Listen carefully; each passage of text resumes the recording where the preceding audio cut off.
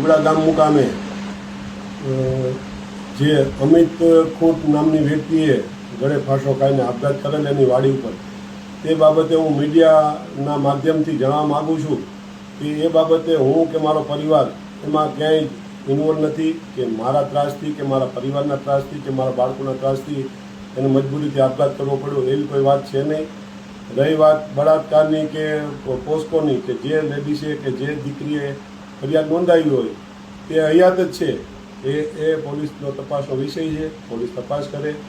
મેં કે મારા પરિવારે કે મારા બાળકોએ કે મારા કોઈ મિત્ર સર્કલે જો એમાં કંઈ ઇન્વોલ્વ હોય અને અમારું કંઈ નામ આવે તો તમ તારે હું ગમે ત્યારે હાજર થવા માટે તૈયાર છું.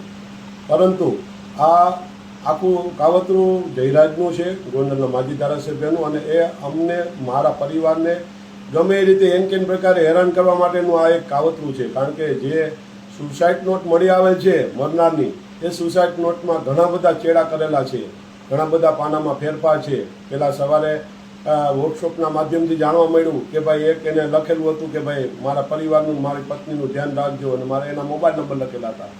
બાદમાં જ્યારે જયરાજ રીપડામાં એનું થયો હાજર અને જ્યારે એની વાડી પર ગયો ત્યારે એ બધા ભેગા મળી, ગોવિંદ સરપરિયા એ બધા ભેગા મળી અને ચર્ચા વિચારણા કરવામાં આવી અને પછી સુસાઇડ નોટ લખવામાં આવી. અને એ સુસાઇડ નોટમાં ચર્ચા કરી મારું, મારા દીકરા રાજદીપનું નામ ઇન્વોલ્વ કરવા માટે આ સ્પેશિયલ કાવતરું રચવામાં આવેલ છે, જે હું આ મીડિયાના મારફતે લોકોને જણાવવા માગું છું.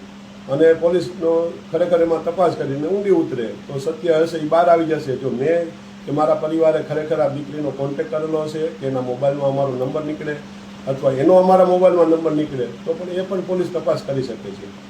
જય માતાજી.